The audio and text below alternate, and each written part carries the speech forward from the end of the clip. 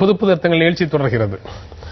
இடைவேளைக்கு முன்னால பேசும்போது குமாரதேவன் குறிப்பிட்டார், பாட்டாளி மக்கள் கட்சி அப்படிங்கிற கட்சியினுடைய பங்களிப்பு இந்த பிரச்சனை இல்ல.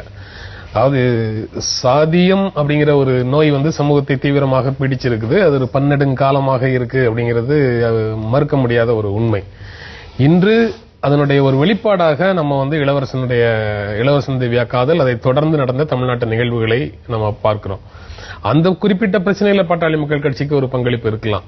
ஆனா இது போன்ற நிகழ்வுகள் பாட்டாளி மக்கள் கட்சி தோன்றுவதற்கு முன்னாலேயும் கூட நம்ம சமூகத்துல இருந்துட்டு தான் இருந்தது அப்படிங்கறத நம்ம எப்படி பாக்குறது? உண்மைதான். அதுதான் சொல்ல வரேன். ஐசோலேட்டட், ஒரு தனித்த ஒரு நிகழ்வு அது. அதே மாதிரி நீங்க குறிப்பிட்ட சாதியம் நம்ம சமூகத்தை பீடித்துள்ளது. ஒரு காலகட்டத்தில் அது மிக அதிகமாக இருந்தது. விடுதலை பெறும் வரை ஒரு காலனி ஆதிக்க நாடாக இந்த நாடு இருந்த பொழுது இந்த நாட்டினுடைய சமூக பந்தங்களிலோ அல்லது நிகழ்வுகளிலோ மரபுகளிலோ குறுக்கிடாத ஒரு கொள்கையை வெள்ளையன் கடைபிடித்தான். அது டிவைட் அண்ட் ரூலுக்கும் அவனுக்கு பயன்படுத்தப்பட்டது. அது மதமாக இருந்தாலும் சாதியாக இருந்தாலும் உங்களுடைய பிரச்சனையை நான் தலையிட மாட்டேன் என்று உத்தரவாதமே கொடுத்த அரசு. ஆனால் விடுதலைக்கு பிற்பட்ட காலத்தில் நீங்கள் பார்த்தீர்களானால் நம்முடைய சமூகத்தில் குறிப்பாக உரிமை மறுக்கப்பட்ட, ஒடுக்கப்பட்ட, இதர தாழ்த்தப்பட்ட மக்களினுடைய மேம்பாட்டிற்கும் அவர்களும் அனைத்து உரிமைகளையும் பெற்று ஒரு உரிமை உள்ள சமூகமாக உயர்வதற்கும் பல நடவடிக்கைகள் எல்லாம் எடுத்தன. அதனை இந்தியாவினுடைய இதர சமூகங்கள் எல்லாம் ஆதரித்தன. அதைத்தான் நாம் கருத்தில் கொள்ள வேண்டும். இன்றைக்கு இவ்வளவு உரிமைகள், இவ்வளவு சலுகைகள், இவ்வளவு முன்னேற்றத்திற்கான வசதிகள், இது அனைத்தையும் கொடுக்கப்பட்டதை இதர சமூகங்களைச் சேர்ந்த நாடாளுமன்ற உறுப்பினர்களும் சரி, அரசியல் கட்சிகளும் சரி, தலைவர்களும் ஏற்றுக்கொண்டார்கள்.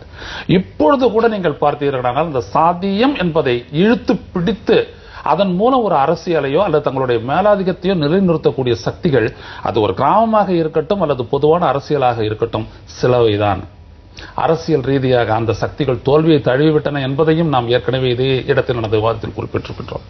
ஆக என்ன நடக்கிறது என்றால், நம்முடைய சமூகத்தில் இருக்கக்கூடிய ஒரு அமைவு, அதாவது ஒரு சாதிய ரீதியான ஒரு சமூக அமைப்பு என்றும் சொல்லலாம், சிஸ்டம். இது அமைவு நான் ஏற்பட்ட ஒரு ஹிஸ்டாரிக்கல் அடிப்படையில் சரித்திரபூர்வமாக நான் சொல்கின்ற இந்த அமைவு உறவு ரீதியாகத்தான் இன்றைக்கு நிற்கிறதே தவிர ஒரு சமூகத்தினுடைய ஒரு ஆளுமையாக நிற்கவில்லை என்கின்றேன். அதாவது உங்களுடைய இந்த கருத்து விவாதத்துக்குரியது அப்படின்னு நினைக்கிறேன். உள்ளபடியே நான் விவாதத்திற்காக தான் நினைக்கிறேன். நான் ஒரு சமூகவியல் மாணவன். நான் நீண்ட நெடுங்காலமாக நான் அதை பார்க்கின்றேன். இந்த சாதியம் என்கின்ற ஒன்றுதான் என்னை அரசியலுக்கே கொண்டு வருகிறது, பெரியாரிடமும் கொண்டு சென்றது. எனவே சொல்கின்றேன், இது பாட்டாளி மக்கள் கட்சி சம்பந்தப்பட்டது, விடுதலை சிறுத்தைகள் சம்பந்தப்பட்டது என்றெல்லாம் பார்க்க வேண்டாம். பொதுவாக நமது சமூகத்தில் எப்படிப்பட்ட ஒரு கொடுக்கல் வாங்கல், ஒரு பரிவர்த்தனை, சமூக பரிவர்த்தனை, அதுதான் மேரேஜ், அது நிகழ்கிறது. இதை இளைஞர்கள் எவ்வாறு புரிந்து கொள்ள வேண்டும், எவ்வாறு நடந்து கொள்ள வேண்டும் என்கின்ற விடயம் இருக்கின்றது. ஐயா சொல்றதை நீங்க எப்படி பாக்குறீங்க? இல்ல, ஐயா சொன்னாரு தனிப்பட்ட அளவில் இருந்திருக்குங்கிறது அப்பாற்பட்ட விஷயம்னு கூட சொன்னா கூட, நீங்க பாட்டாளி மக்கள் கட்சி பற்றி இப்போது நடந்திருக்கக்கூடிய நிகழ்வுகளில் அவர்கள் பங்கெடுக்கலாம்ங்கிற மாதிரி ஒரு சந்தேகத்தை கிளப்பினீங்க. இது நவம்பர் மாதம் 7ஆம் தேதி இந்த 3 கிராமங்களை தீ வைத்து கொளுத்துகிறார்கள். அதற்கு பிறகு ஒரு வாரம் கழித்து டாக்டர் ராமதாஸ் அறிக்கை விடுகிறார், எங்களுக்கு சம்பந்தம் இல்லை, அப்படி இல்லை, இப்படி இல்லை என்றெல்லாம் சொல்லிவிட்டு தொடர்ச்சியாக அவர் நடத்திய நாடகங்களை தயவு செய்து நீங்கள் நினைத்து பாருங்கள். ஒவ்வொரு கட்சியும் ஒவ்வொரு சாதி சங்கங்களையும் அழைத்தார். யாருக்கெல்லாம் லெட்டர் பேட் இருக்கிறதோ அவர்களெல்லாம் அழைத்தார்கள். இப்போ அவங்க எங்கே இருக்காங்கன்னு தெரியல, அவங்களுடைய விலாசம் கூட தெரியாத அளவில் இருக்கிறார்கள். அழைத்து வந்து இவர்களுக்கு எதிரான ஒரு வன்முறையை கட்டவிழ்த்து விடக்கூடிய அளவில் பேசினார். அந்த பேச்சினுடைய உச்சாணி கும்பாகத்தான் சித்திரை திருவிழா என்று ஒரு திருவிழாவை கொண்டு பெருவிழா என்று கொண்டு வந்து அந்த இதிலே மிக மோசமான அளவிலே தமிழகத்தினுடைய எந்த குடிமகனும் வெட்கப்படக்கூடிய அளவிலே ஒரு மோசமான தாக்குதலை எல்லா அரசியல் கட்சிகள் மேலும் அவர்கள் தாக்கினார்கள். அதனுடைய விளைவு பல்வேறு வழக்குகள். மீண்டும் இந்த கட்சியை தூக்கி நிறுத்த வேண்டும், நமக்கான கட்சி நடத்த வேண்டும் என்று சொன்னால் இந்த சாதி உணர்வுகள் அப்படியே இருக்க வேண்டும், நீர் பூத்த நெருப்பாக இருக்க வேண்டும், ஊதிக்கொண்டே இருக்க வேண்டும் என்பதற்காகத்தான் இந்த வழக்கை போட்டார்கள்.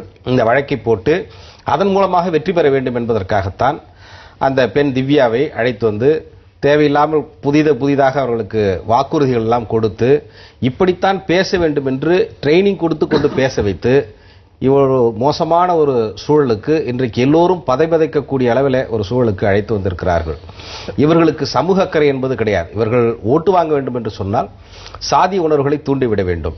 இப்படிப்பட்ட கொலைகள் நடந்து கொண்டே இருந்தால் இது 2 விதமாக அவர்கள் பார்க்கிறார். ஒன்று, நீ தாழ்த்தப்பட்டவன், நீ உயர் ஜாதியிலே நீ திருமணம் செய்து கொண்டால் ஒன்று நீ கொலை செய்யப்படுவாய், அல்லது நீ தற்கொலை செய்து கொள்வாய், அல்லது நாங்கள் கொலை செய்வோம் என்பதைத்தான் இது காட்டுகின்றது. இப்படிப்பட்ட ஒரு மோசமான ஒரு சூழ்நிலை நடந்து கொண்டே இருந்தால் நாகரிக சமுதாயம் என்று நாம் சொல்லுவதற்கு நம்மை நாமே வெட்கப்பட்டுக் கொள்ள வேண்டும் என்கின்ற ஒரு சூழல் தான் இப்போது இருக்கிறது. அரசியல் ரீதியாக பாட்டாளி மக்கள் கட்சி எடுக்கக்கூடிய நிகழ்வுகளோ அல்லது சமூக ரீதியாக அவர்களுடைய பார்வையை ஒரு கூட்டத்தில் அவர்கள் வெளிப்படுத்துவதையோ பல்வேறு விதமாக நம்ம விளக்கம் கொடுக்க முடியும். ஆனா அதை நம்ம விளக்கங்களை கொடுப்பதற்கான பிரமுகர்கள் யாரும் பாட்டாளி மக்கள் கட்சியை சார்ந்தவங்க இங்க இல்லாத சூழ்நிலையில அதை பற்றி பேச வேண்டாம். பொதுவான சமூகத்தை பாதிக்கக்கூடிய பல விஷயங்களை பேசலாம் அப்படின்னு நினைக்கிறேன். ஆனா ஒரு இடைவேளைக்கு அப்புறம் நம்ம தொடர்ந்து பேசலாம். புது புது அர்த்தங்கள் நிகழ்ச்சி ஒரு இடைவேளைக்கு பிறகு தொடரும்.